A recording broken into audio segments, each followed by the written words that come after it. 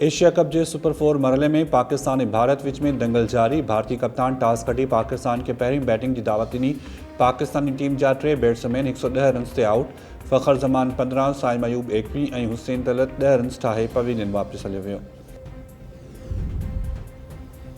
जंग ख़त्म थी वई, हाणे असां ख़ुशहाली चाहियूं था। भारत सां बराबरी जे बुनियाद ते ॻाल्हियूं करणु घुरूं था।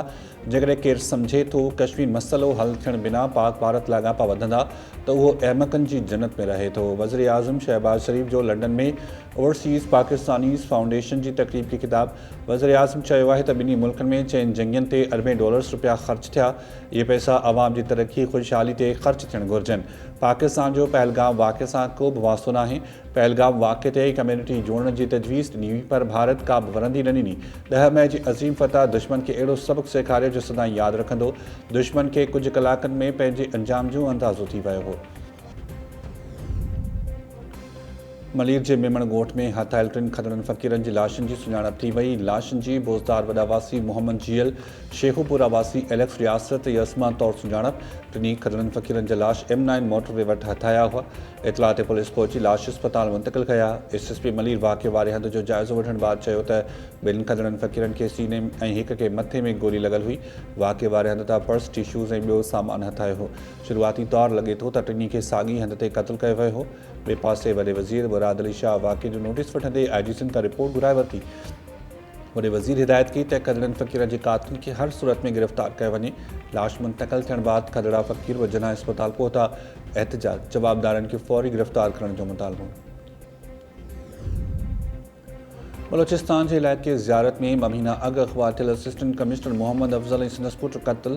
टेलीविज़ ज़रियनि मूजिब AC ऐं संदसि पुट खे 2 महीना अॻु ज़ियारत जे इलाइक़े ज़ेरसी में अगवा कयो वियो हो। अगवा कंदड़नि कुझु ॾींहं अॻु मौक़िफ़नि जी वीडियो बि जारी कई हुई, जंहिंमें AC ऐं संदसि पुट अगवा कंदड़नि जा मुतालबा पूरा करण जी अपील करे रहिया हुआ।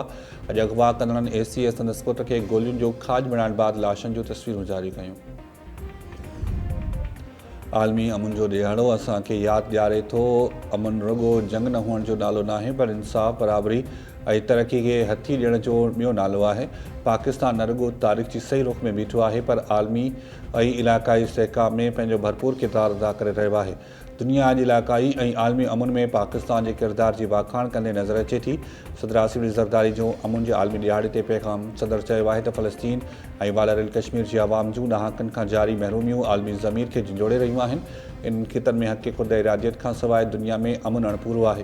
पीपल्स पार्टी चेयरमैन बिलावल भुट्टो पंहिंजे पैगाम में चयो त आलमी बिरादरी इसराइली भारत जी जारियत ऐं ज़ालमनि खे फौरी तौरु बंदि कराए।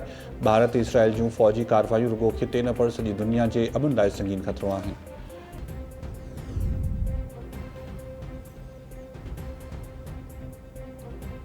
डेरा इस्माइल खान जे इलाइक़े कराची में सिक्योरिटी फोर्सिस जो ऑपरेशन 7 ख़ारजी मार्ची विया। ISPR मूजिब 20 सेप्टेम्बर ते सिक्योरिटी फोर्सिस कराची जे इलाइक़े में इंटेलिजेंस जी बुनियाद ते ऑपरेशन कयो। 7 भारतीय स्पॉन्सर्ड दहशतगर्द मारिजी विया।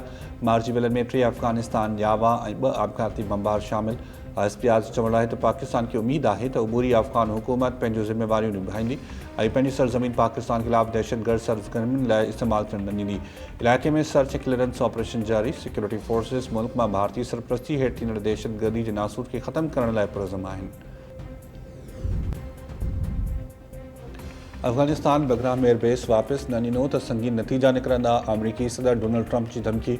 अमरीकी अख़बार मूजिब अमरीका ऐं तालिबान विच में दहशतगर्दी ख़िलाफ़ कार्रवाइनि ते ॻाल्हियूं जारी आहिनि।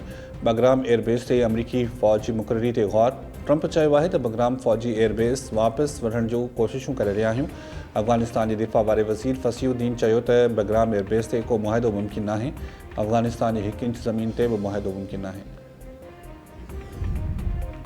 कंदकोट मां पुलिस एहलकार जे अगवा थियण खां पोइ ऑपरेशन 3 ॾुआरी मारिजी विया। 6 ज़ख़्मी। 1 ॾींहुं अॻु B सेक्शन थाणे जी हद कमराणी लाड़े वटि पुलिस पिकेट ते हमलो करे पुलिस एहलकार फज़ल खोसो खे अगवा कयो वियो हो। SSP कश्मीर जी अॻवानी में दुरानी महर, तंगवानी शाख ऐं डडल वारनि इलाइक़नि में ऑपरेशन दौरान 3 ॾुआरी मारिजी विया। मारिजी वियल ॾुहारनि में सोबत जागराणी, शफ़ीक उर्फ़ अदर ॾहाणी ऐं शाहिद भयो शामिल। 6 ॾुहारियुनि खे ज़ख़्मी करण जी बि दावा। पुलिस जो चवणु आहे त मारिजी वियल ॾुहारियुनि जो भयो बहलकाणी ऐं जागराणी गैंग सां तालुक़ु आहे। पुलिस जो चवणु आहे त मुख़फ़ी पुलिस एहलकार फज़ल खोसो जी बाज़ियाबी ताईं ऑपरेशन जारी रहंदो। 1 ॾींहुं अॻु ॾुहारी ख़ादिम भयो मुख़फ़ी पुलिस एहलकार फज़ल खोसो जी वीडियो वायरल कंदे धमकी ॾिनी हुई त संदसि साथी आज़ादु न कया विया त मुख़फ़ी एहलकार खे क़त्ल करे छॾींदा।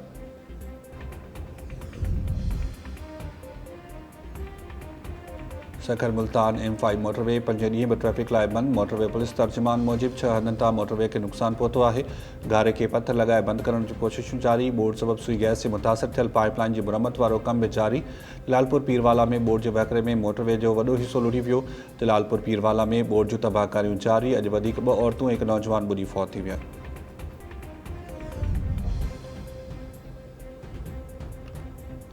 गंदकोट में 6 वरनि जो मासूम नीगर अगवा। मदरसा पाड़े मां हथियारबंद नीगर अली रज़ा पुट नूर मोहम्मद सुमरो खे अगवा करे घर ॿाहिरां पर्ची छॾे विया। मोगवी नीगर जे घर में कोराम। मोगवी नीगर जे पीउ नूर मोहम्मद सुमरो चयो आहे त पुट घर ॿाहिरां रांदि खेॾी रहियो हो। हिकु पर्ची मिली आहे जंहिं ते लिखियलु आहे त 1.5 लख रुपया ॾियो त नीगर मिली वेंदो। कराची में गटर की सफ़ाई दौरान पीउ पुट समेत 3 ॼणा फौत। गार्डन उस्मानाबाद वाले इलाइक़े में एक नौजवान मैनहोल में लथो ऐं बदल लाइ सदकिया। पीउ ऐं हिकु ॿियो नौजवान बचाइण जी कोशिशि कंदे ॿुॾी फौत थी विया। इलाइक़े वासियुनि जो चवणु आहे त ॿुॾी फौत थी वियल जहाज संदसि पुट विशाल ऐं नौजवान शहर के वाटर कारपोरेशन 15,000 रुपये एवज़ सफ़ाई लाइ घुरायो हो। लाश अस्पताल मुंतक़िल।